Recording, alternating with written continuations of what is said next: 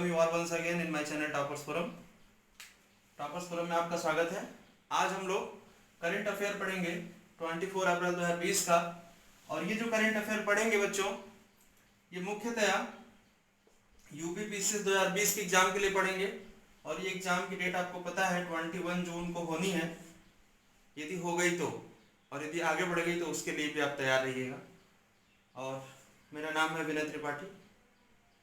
मेरे साथ आप लोग एक्सक्लूसिव करंट अफेयर पढ़ेंगे for the UPPCS prelims examination. तो बिना टाइम बर्बाद किए चलिए शुरू करते हैं। सबसे पहली न्यूज बच्चों जो आपको 24 अप्रैल में मिलेगी वो मिलेगी पंचायती राज को लेकर के। तो आइए शुरू करते हैं। आप लोगों ने देखा होगा या सुना होगा, माननीय प्रधानमंत्री जी ने पंचायती राज दिवस पर बहुत सारी बातें कल देश दुनिया से करी थी। तो ऐसे में हम लोग शुरू करते हैं। सबसे पहला जो बात होगा वो पंचायती राज के बारे में होगा।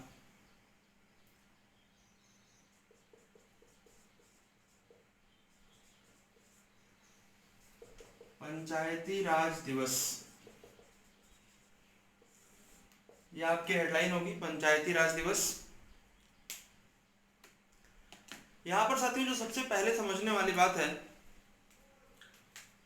देखिए आप लोग हमारे साथ पढ़ेंगे भी और कुछ होमवर्क भी आपको मिलेगा। तो सबसे पहली इंपॉर्टेंट बात यह है कि एवरी ईयर, प्रत्येक वर्ष 24 अप्रैल को पंचायती राज मनाया जाता है, पंचायती राज दिवस मनाया जाता है। और ये क्वेश्चन पिछले साल यूपीपीसीएस प्रीलिम्स एग्जामिनेशन 2019 में पूछा गया था। तो 24 अप्रैल पंचायती राज दिवस के रूप में मनाते हैं, एक तो आपको ये याद रखना है। अगला ही क्वेश्चन ये उठ जाता है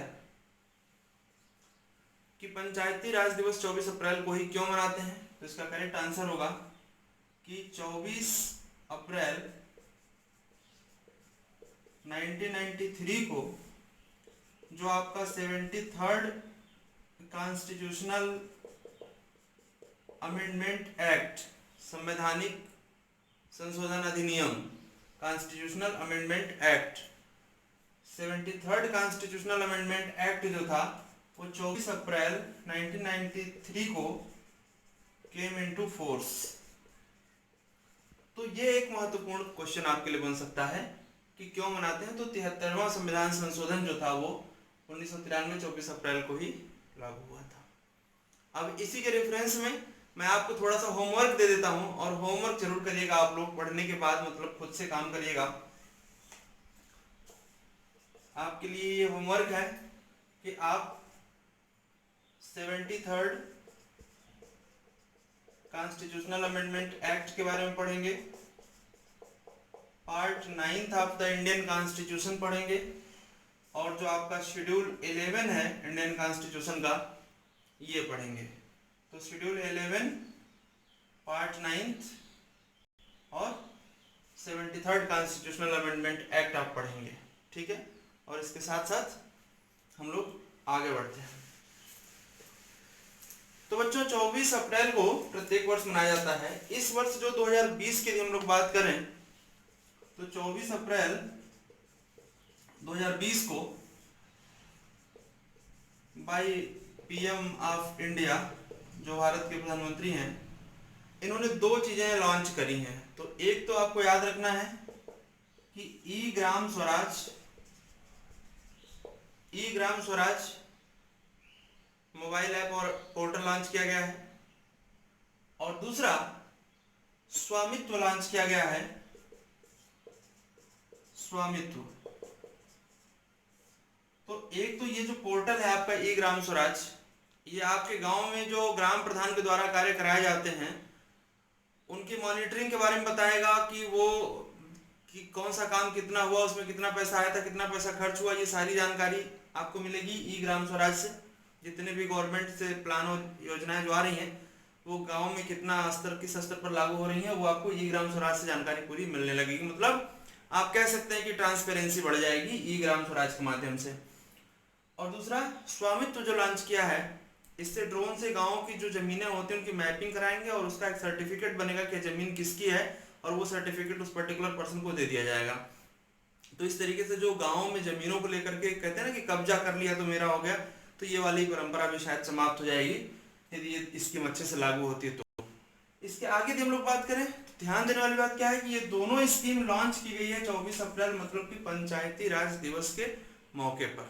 ठीक है, तो ये इसमें आप लोग इतनी बातें याद रखेंगे, और मैं पूरे दावे के साथ कह सकता हूँ कि यदि आपने part 9th 73rd constitutional amendment act, Panchayati Raj schedule 11 of the Indian constitution यदि आपने पढ़ा है तो एटलीस्ट प्रीलिम्स में आपको 2 से 3 क्वेश्चन और मेंस में 1 क्वेश्चन आपको मिलना कंफर्म है, कोई रोक नहीं सकता है। क्योंकि आप जब सिलेबस देखेंगे तो वहाँ पर सिलेबस में एकदम मेंशन है कि पॉलिटी, पब्लिक पॉलिसी, कॉन्स्टिट्यूशन, पंचायती राज, मतलब पंचायती राज अलग से मेंशन किया गया है। इट मीन्स कि उस पर क्वेश्चन बनना ही बनना है, उसे कोई रोक नहीं सकता। फाइन, तो अब हम लोग बच्चों अगले टॉपिक की तरफ बढ़ते हैं, और जो हमारा अगला करंट न्यूज है 24 अप्रैल के लिए वो है एंथूरियम फ्लावर। शायद आप लोग पहली बार नाम सुन रहे होंगे, एंथूरियम फ्लावर। तो एंथूरियम फ्लावर जो है ये क्यों चर्चा में है? ये केरला में वासिनी बाई हैं, डेवलप्ड बाई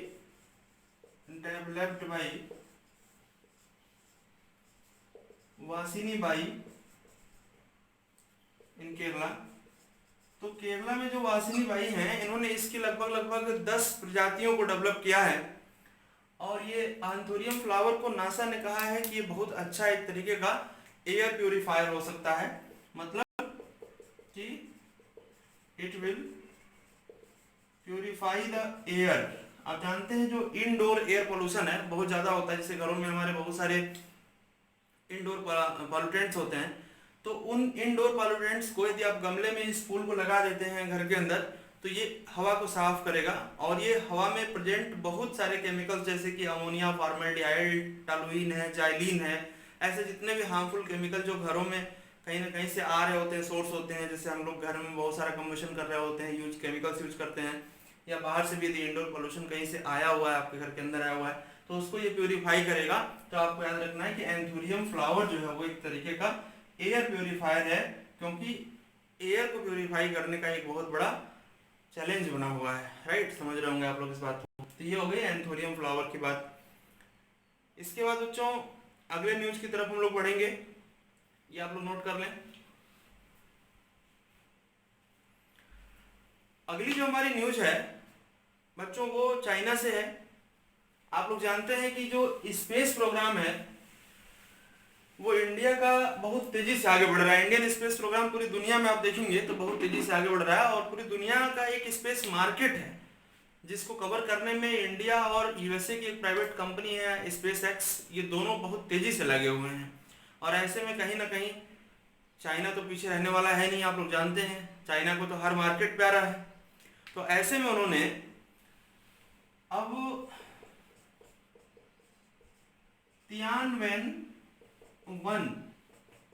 तियानवेन सीरीज शुरू करी है।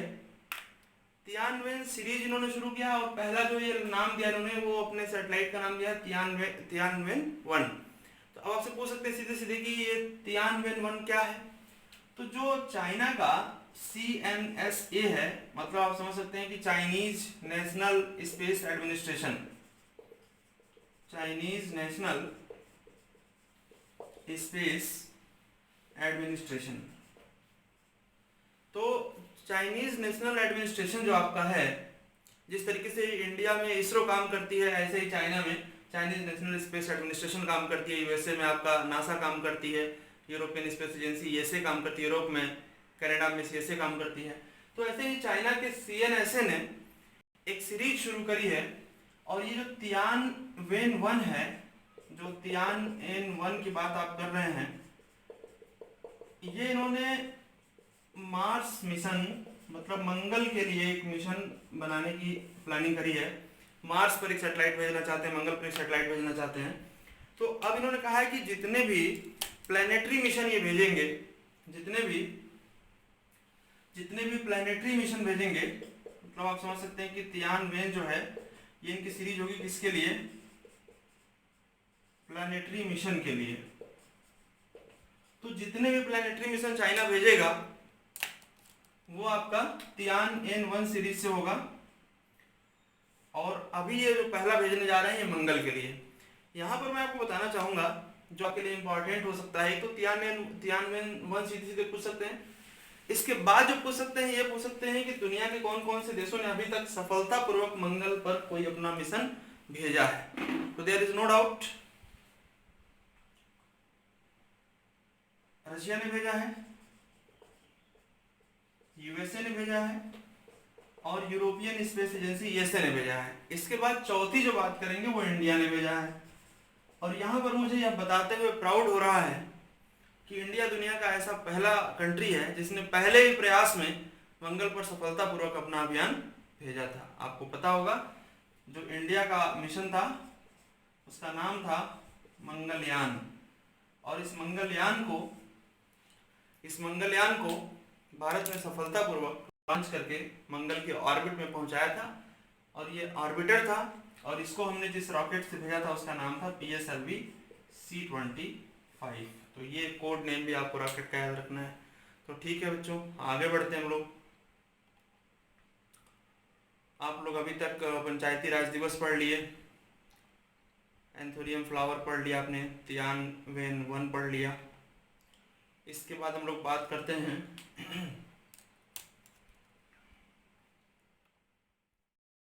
तो बच्चों आगे बात करते हैं। अगली न्यूज जो होगी वो एक क्वेश्चन के माध्यम से देखते हैं। कमेंट बॉक्स में आंसर जरूर बताइएगा। आप लोग देखते रहते हैं और आंसर नहीं बताते हैं। थोड़ा आंसर बताएंगे तो हमें पता तो चलेगा कि आप समझ पा रहे हैं कि नहीं। चलिए आगे बढ़ते हैं। तो कमोडिटी का मतलब समझ रहे होंगे सामान होता है जो हम लोग यूज करते हैं अपनी लाइफ में। The commodity markets outlook report is published by, मतलब आपसे सवाल ये पूछा जा रहा है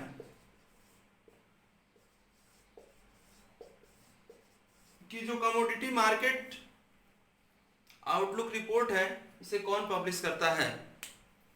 तो यहां पर आपके पास 4 ऑप्शन आ रहे हैं। पहला ऑप्शन है वर्ल्ड बैंक, विश्व बैंक। दूसरा ऑप्शन है WTO, वर्ल्ड ट्रेड ऑर्गेनाइजेशन, विश्व व्यापार संगठन। तीसरा है world economic forum, WEF, world economic forum. और चौथा ऑप्शन है IMF, इंटरनेशनल मॉनेटरी फंड। तो इसमें आपको करेक्ट आंसर बताना है।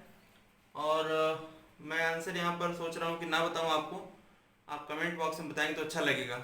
अच्छा, कुछ लोग आलसी होते हैं नहीं बताते हैं, चलिए मैं ही बता देता हूँ। इसका करेक्ट आंसर है वर्ल्ड बैंक। तो ये एवरी ईयर आता है और चर्चा में क्यों है?